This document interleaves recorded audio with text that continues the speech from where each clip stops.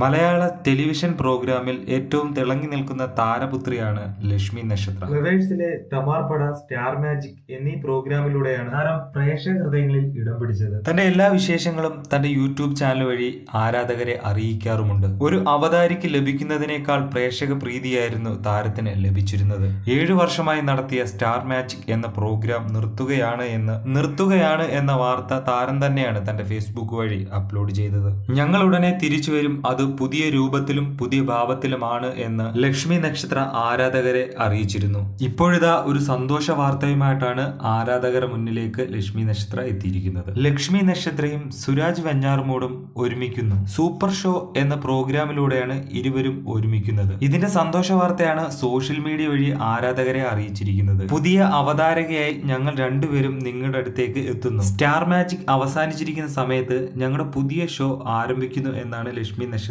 അറിയിച്ചിരിക്കുന്നത്. നിരവധി പേരാണ് ഈ ഒരു പ്രോഗ്രാമിന് വേണ്ടി കാത്തിരിക്കുന്നത്. നിരവധി പേർ ഇതിനകം ആശംസകളും അറിയിച്ചിരിക്കുന്നത്.